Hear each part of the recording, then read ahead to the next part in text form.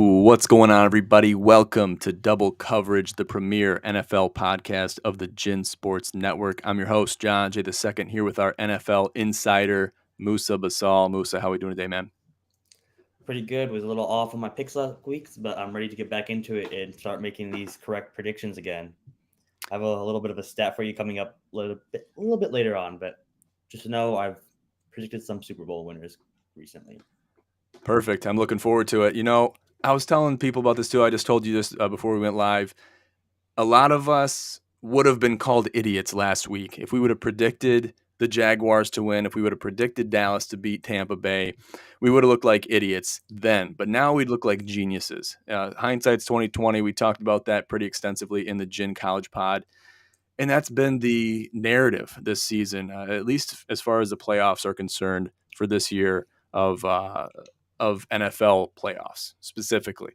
So looking at where we're at now, we got the Jaguars playing the Chiefs. We got the Bengals and the Bills. We're looking forward to these two games. Specifically, we're going to see the Eagles play the Giants, and that's going to be a hell of a contest. And then we got Dallas and San Francisco. We're going to talk about predictions later in the show towards the end. We got some things to get into first before that. We got to talk about the Dallas win over Tampa Bay.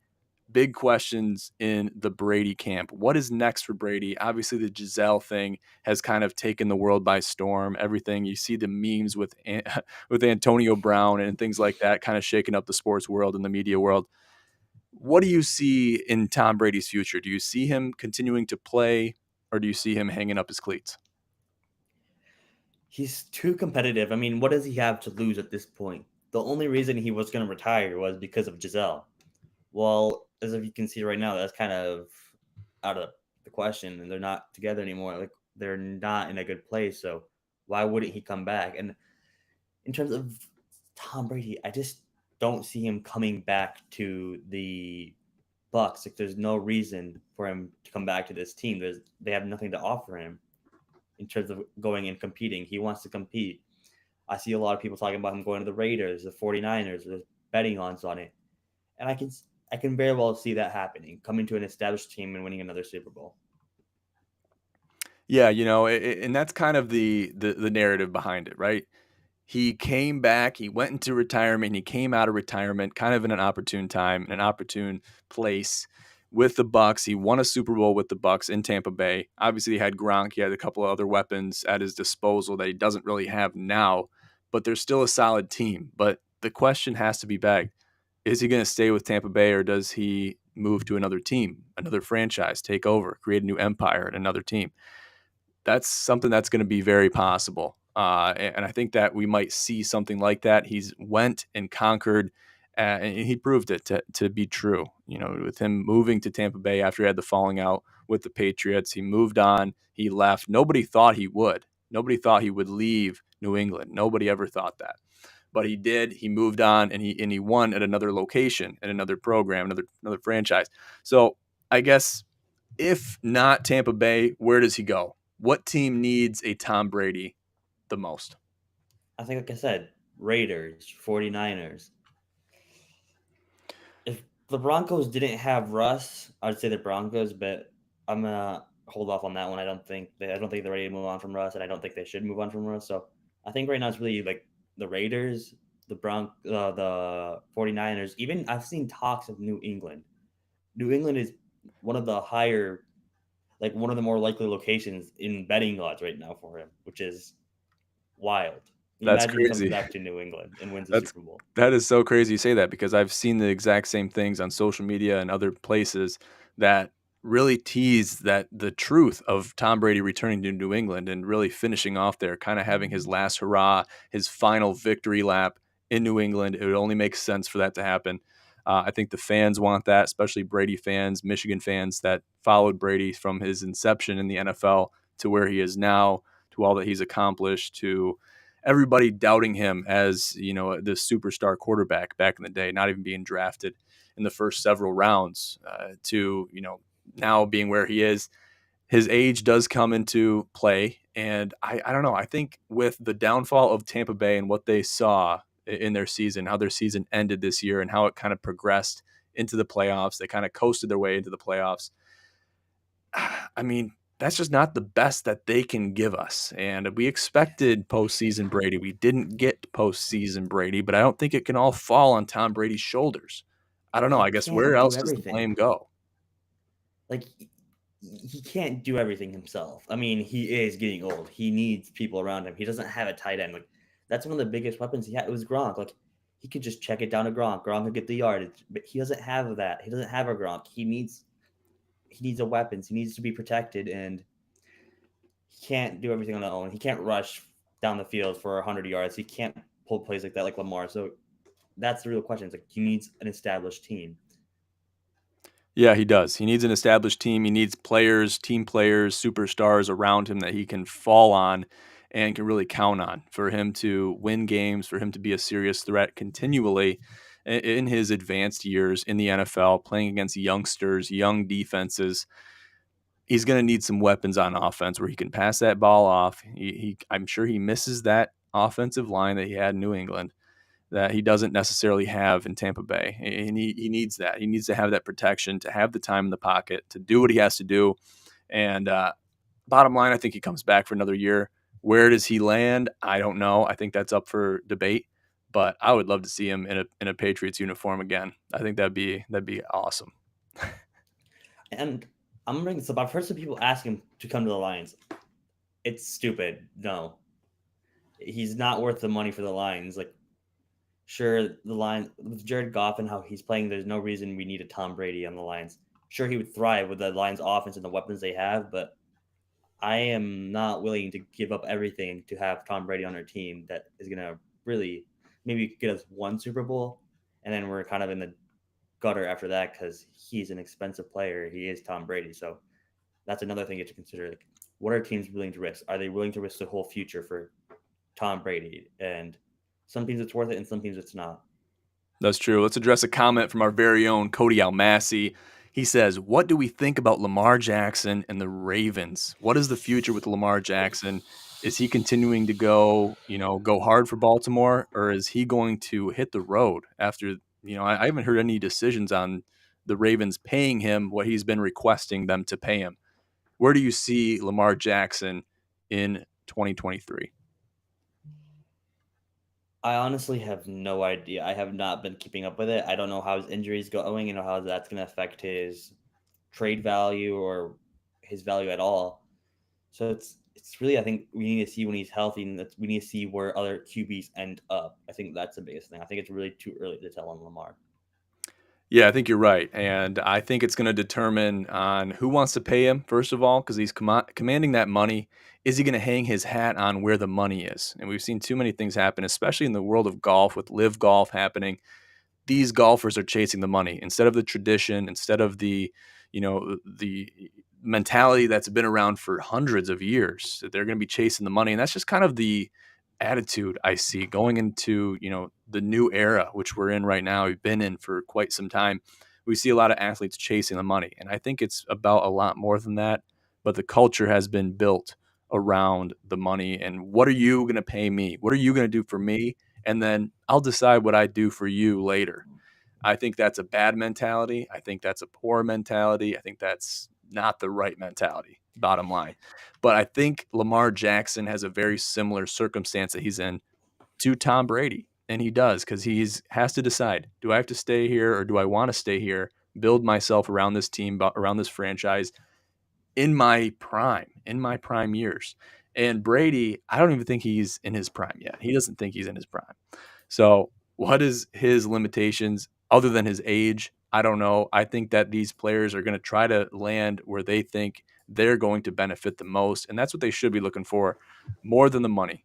Where am I going to benefit the most? Where am I going to have the most impact on the people around me, the teams, the players, the coaching staff?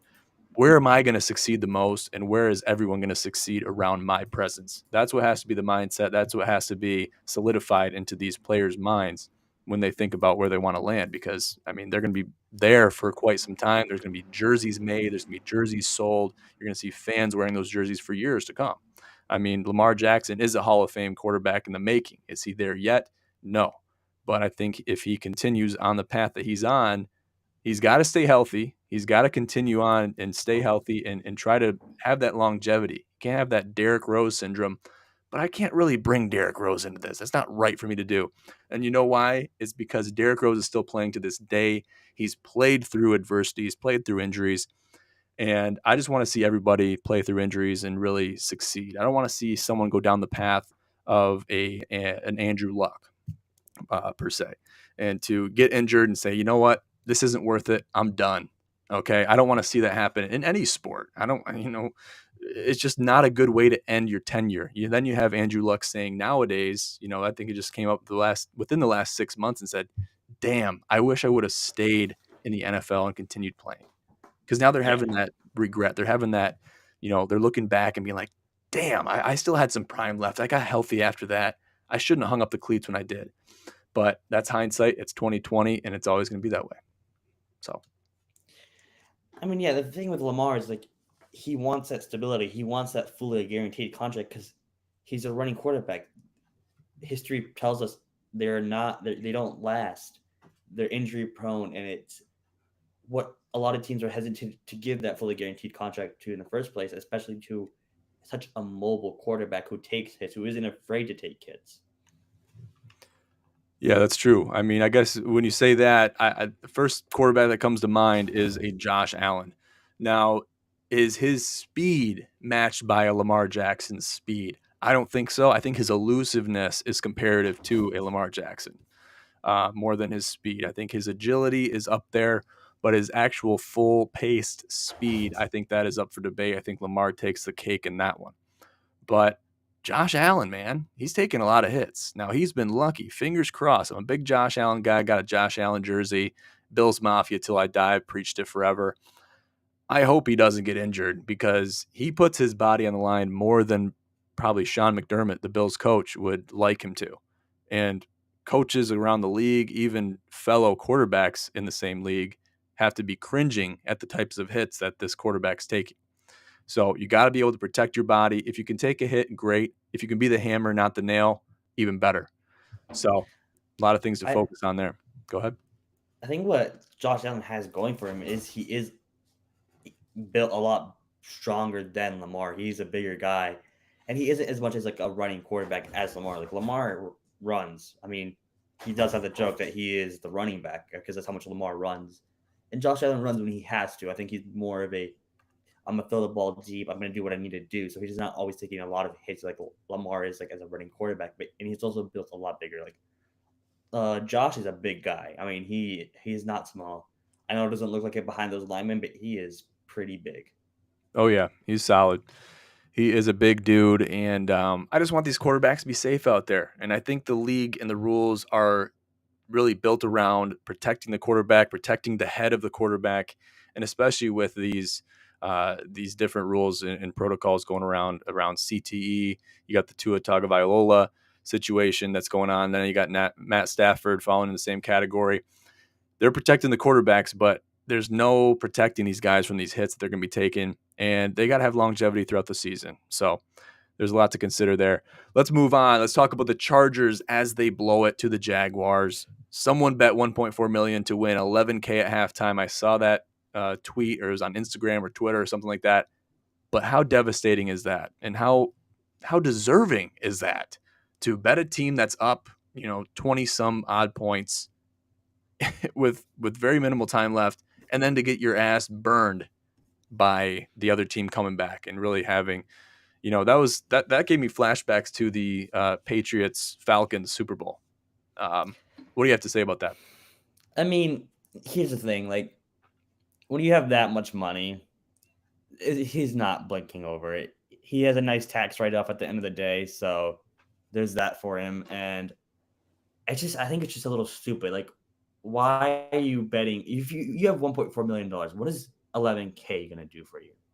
If anything, bet 11K to win 1.4 million. That way, you're playing a Right. more risky bet, and you gonna get a nice payout, but you probably won't. Instead of risking that much, I think you should have done the opposite: a riskier bet that could pay off a lot more when you really don't need the money. Let's be honest. If you're betting $1.4 million, you don't need the money. So what is risking 11K going to do for you? But that begs the question, if you're betting 1.4 million to win 11K, you must be telling me you don't have a lot of money. You're just trying to make a quick 12K.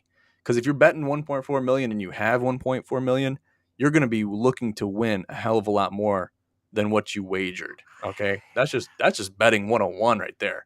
I Now, think maybe you could be right. You could be I right, think but it's just someone who's filthy rich who just wants just a little quick buck. Because I mean, a lot of rich people are always looking for ways to make a little bit of money.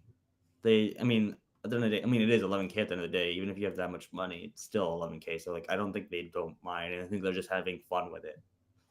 But at that the could same be. time, like you said, it could be someone he doesn't have that money. He's just trying to make a quick dollar. Like, I'm sure he has 1.4 million dollars, but that might be his all his savings. Right. It could be. It very well could be. And I'm worried for him if that's the case. But at the same time, it serves him well to learn his lesson.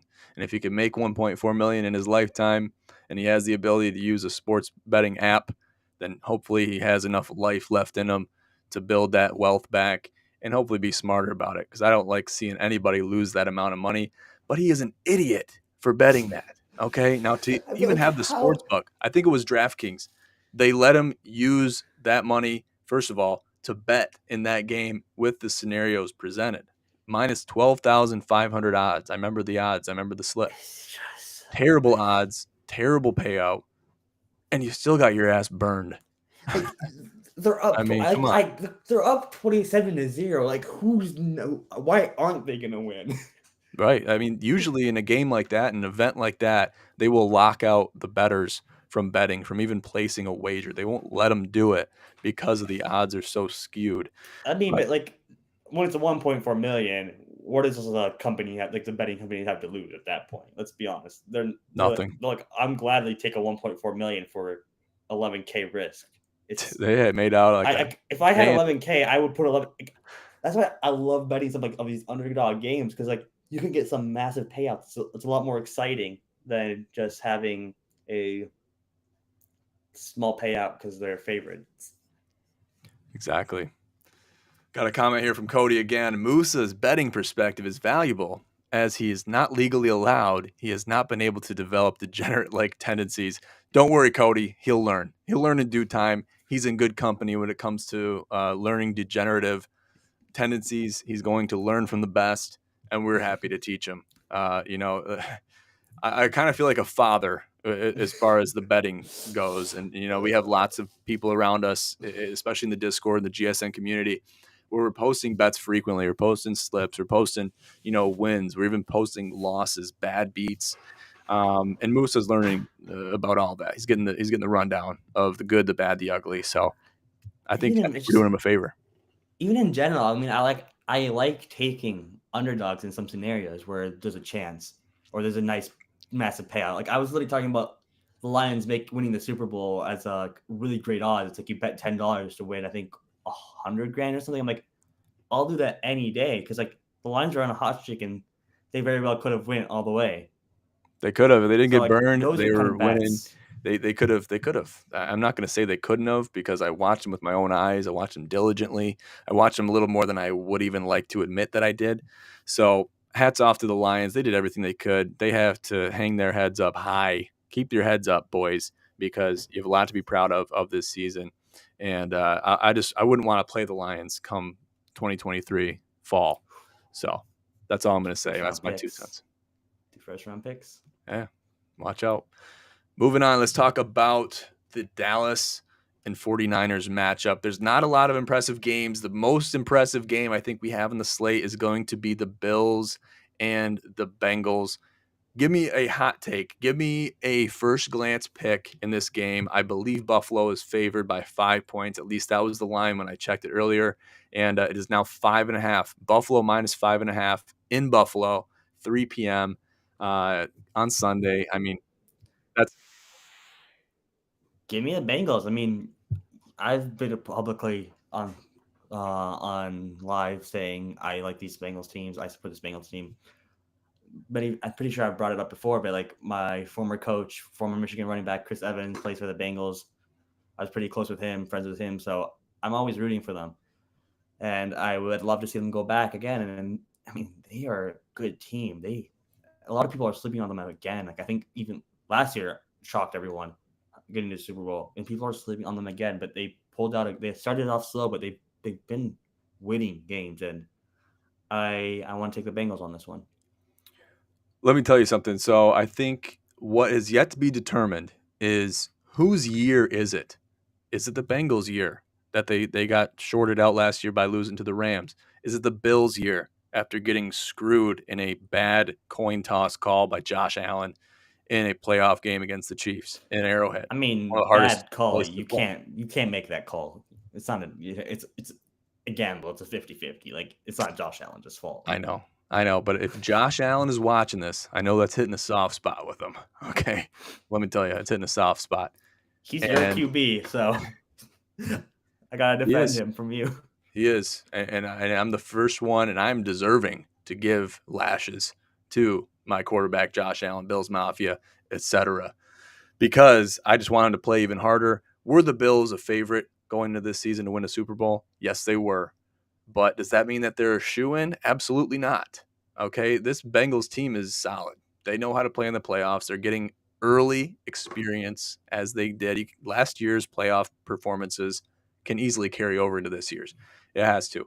So looking at that, looking at what their expertise is and has been in the playoffs thus far, it gives them a big edge. Now, it's hard to play in Buffalo, but you never know what weather you're going to get over there. It's going to be a dogfight. I think it's going to come down to a field goal. I really do. Who's Here's going to play harder? I here's don't know. my thing. I feel like a lot of scenarios in recent years where I've noticed when I've really started watching the NFL is the in season early favorites are never the ones that go to the Super Bowl. They never do. It's never or win the Super Bowl. I think it's always they play really really well. They're going undefeated, and then they never end up making it or never winning it. Yeah, I mean, it's true. I mean, you don't want to build up the hype too much. I remember just looking historically at March Madness, bets and projections, things like that. Multiple years, the Spartans, Michigan State, was projected to win it all. And what do? They either lose in the first or second round because they project them to win. And then that levels up their expectations. They see that, I think it was in Sports Illustrated I saw it, in print media, which has become, almost extinct nowadays. But it's something that you don't want to overhype a team and over celebrate because they're going to see that. That's going to go to their heads. Hopefully it doesn't, but inadvertently, oftentimes it does. And then that only works to be the detriment of a lot of these teams. And usually those projections are wrong. I mean, let's just be honest. Got a comment here from AP3, fellow streamer of GSN. Shouts out to AP3. How you doing, buddy? Hope you're doing well. T-Law getting a ring. I mean, don't say you heard it here first, but if the Jags beat the Chiefs, I think they go all the way. Sorry. I mean, You have a good am I point there, but crazy? they're not beating the Chiefs. They're just not.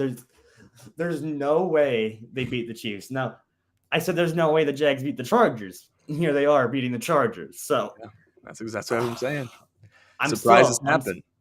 I'm still going against this Jags team. I'm still solidly this Jags team's in the playoffs over the Lions. So Yeah, I mean, Doug Peterson has a lot to be happy about. He has flashbacks of when he won a Super Bowl in Philly. So there's a lot to be anticipated from this coaching staff, right? There's a lot to be expected. They're solid. They know they have their heads screwed on right. We're not dealing with Urban Meyer down there in Jacksonville now. He just wasn't built for the NFL. I think he looks better with a headset on a commentary panel than he does with a headset on the sidelines, especially in the NFL. Maybe yeah, in college football, then that's fine. But I mean college he just football, couldn't handle it. anything goes. Let's be He honest. couldn't There's handle it. He couldn't handle the hype. He couldn't handle the media fame. being all over his jock when he's in the bar hitting on co-eds over there in Columbus. You Listen, see that works come on. in college. I mean, there's crazy stories in college about the player and the coach sleeping with the same girl the same night together. That's college stuff. That's that passes in college somehow, and it's wild what happens in college and what gets thrown under the rug. I mean, there's so many stories coming out of college and some of them are not good stories. Like with Matt Araiza, like some of these things that happen in college and the colleges cover up are an issue. A lot of it doesn't fly in the NFL because the NFL is in a business to make money, and they are really held accountable. They're held to a higher level, and if some of this stuff gets out about NFL, we'll be in a lot of trouble. Not nearly as much as a college. So things are at a different level there. He was only after breaking records, I think it's fair to say. And I haven't seen Urban Meyer lately much.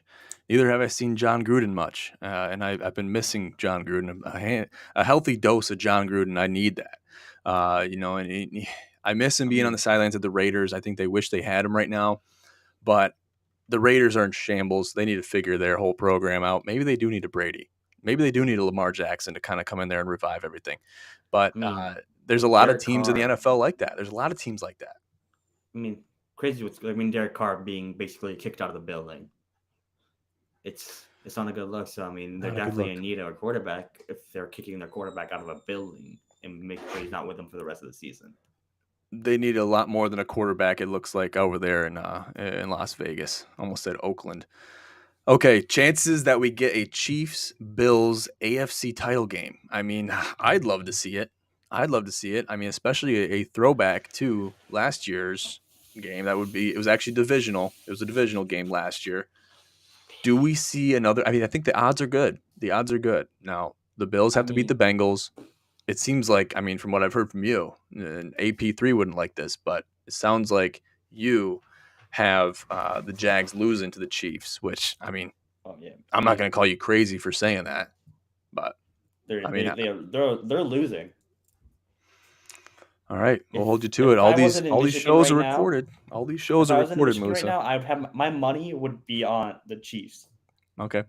Unfortunately, I can't put my money where my mouth is because I follow the laws here. Definitely don't do anything illegal. Make sure you follow the laws, people. If you're underage, don't do anything illegal. Wise words. Hey, I got a question for you. So first round buys, we got the Chiefs and we got the Eagles. The Eagles will face the Giants. The Chiefs, obviously, we talked about this. We ran over this like a million times. We've went over it with a semi. We've reeled back over it, went in reverse over it with a semi.